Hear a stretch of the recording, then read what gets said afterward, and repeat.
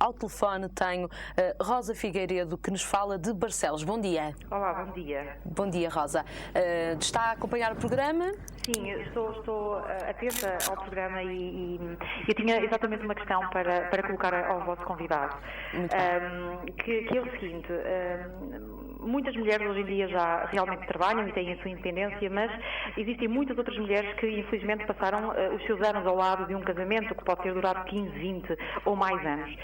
A minha questão é, uma mulher que nunca tenha trabalhado, que se tenha dedicado a esse casamento, que se tenha dedicado ao marido e aos filhos e agora atualmente esteja a viver um processo de divórcio, amigável ou não, quais são os direitos desta mulher face a esta situação, não é? Quando a legislação prevê que se uma mulher não tiver formas de subsistência, não pode também assumir a guarda dos seus filhos. Portanto, a pergunta era mesmo esta.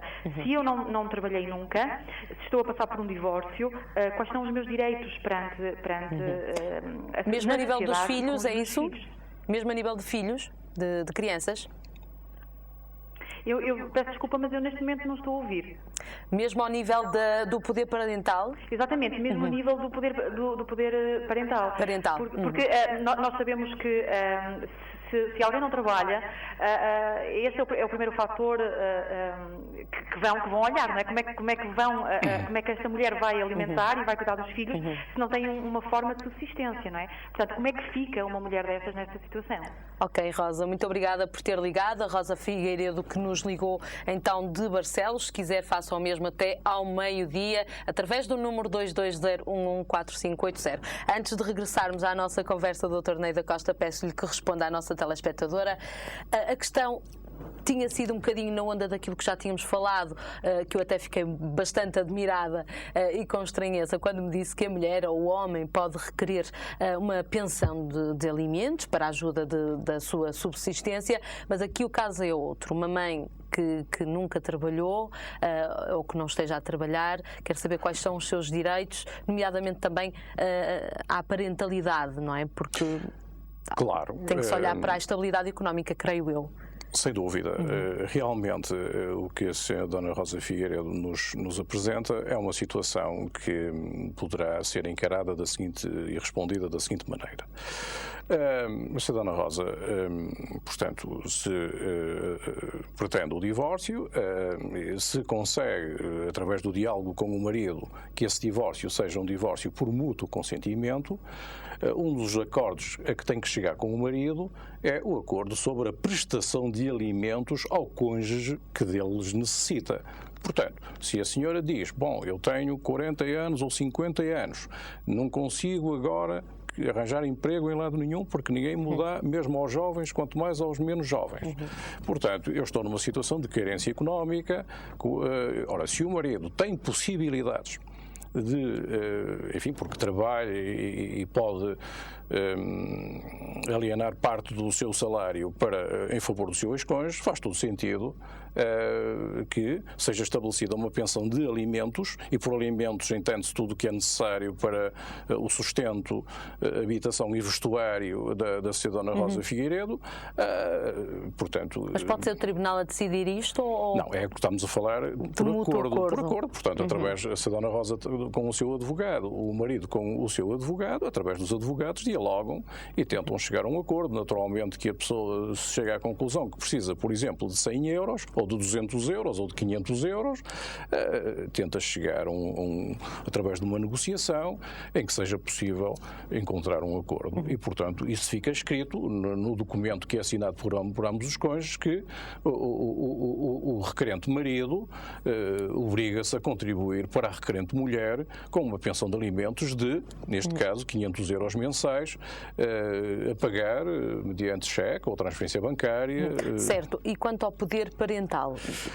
Relativamente à regulação das responsabilidades parentais, disse muito bem, ou seja, que antigamente, antes da lei, já muitas vezes falada aqui, lei número 61/2008, de 31 de outubro, que antigamente falava-se em regulação do poder paternal e passou a designar-se regulação das responsabilidades parentais. Certamente o legislador teve aqui em vista que os pais têm sobre os filhos menores mais do que poderes, e por isso têm responsabilidades. Portanto, a acentuação tónica nas suas responsabilidades parentais. Ora bom, o que o novo regime veio, quando se falava no domínio da regulação do poder paternal, normalmente a criança era atribuída o poder paternal ao pai ou à mãe, era esse o regime de regra, normalmente à mãe, sabemos era o mais comum. Era o mais comum, era e é o mais comum, como iremos ver, ainda hoje é assim.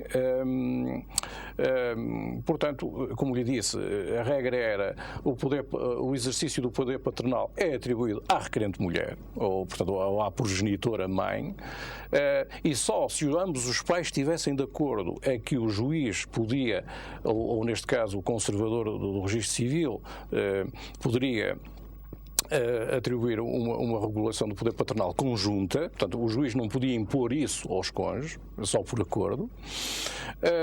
Com a nova reforma do direito da família mudaram-se completamente as coisas, portanto, e o regime de regra passou a ser da regulação do poder paternal em conjunto, isto é, a resolução das questões de particular importância para a vida do menor são reguladas e tratadas em conjunto por ambos os progenitores. Claro que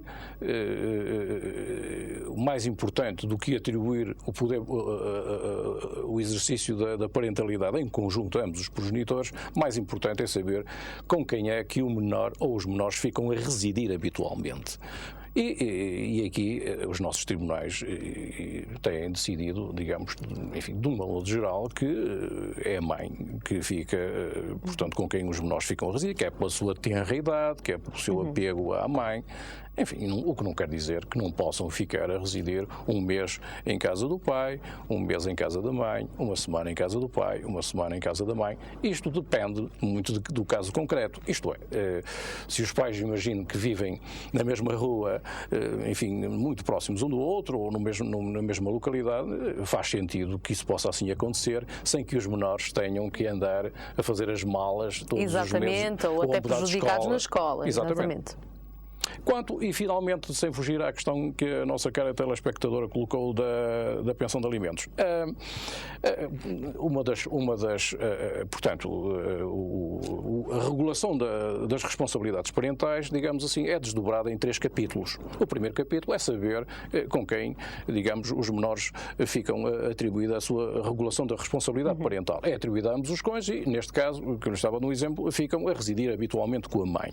Se for este o caso, entramos então no segundo capítulo, que é o do regime de visitas. É preciso estabelecer um regime de visitas a favor do progenitor, não é assim?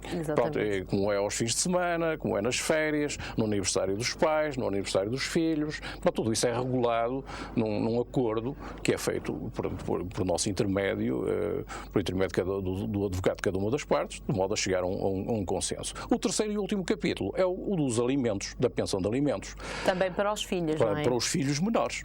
Aqui estamos a falar numa pensão para os filhos menores. Essa pensão, não há nenhuma tabela que diga se for um filho de 5 anos são 100 euros, se for, quer dizer, as pessoas às vezes têm a ideia de que existe uma tabela, não há nenhuma tabela, portanto temos que procurar auscultar junto do cliente ou da cliente quais são as necessidades dos menores, portanto, em termos de quanto é que gasta com os filhos em alimentação, em vestuário, em calçado, enfim, em necessidades de saúde, etc., não é? E chegarmos a um valor. Depois, chegando a esse valor, temos que ver como é que ambos os pais vão contribuir para esse valor. Por exemplo, chegamos à conclusão que são precisos 200 euros de pensão, ou melhor, 200 euros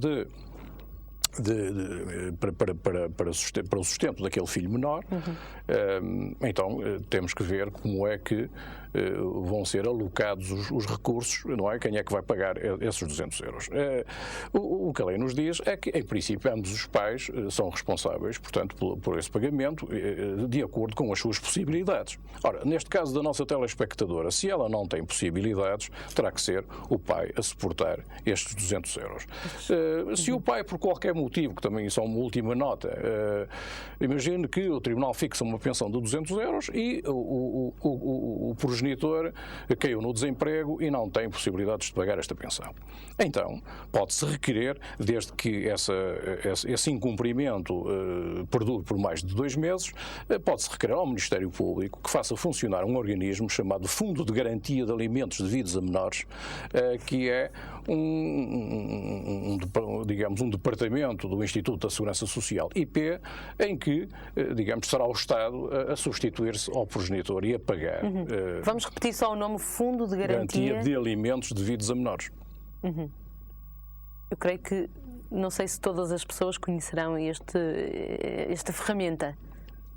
Também não lhe posso dizer sim, se não, mas pronto, há esta ferramenta para ser usada. Esta ferramenta em que, eventualidade... naturalmente, que o Estado, o Ministério Público vai saber se, através da polícia, se o progenitor tem de facto ou não tem possibilidades de contribuir, e se manifestamente e de boa fé, realmente porque está desempregado e não consegue, ou porque tem outra família já e não consegue, comprovadamente não consegue pagar, então o Estado substitui-se ao progenitor, embora ano a ano a progenitora tenha que fazer a prova de que continua também desempregada e que o senhor também, quer dizer, o Estado controla essa situação. Tem que controlar exatamente para não se substituir também aos pais. Nós já regressamos à conversa para esta fase final do Torneio da Costa.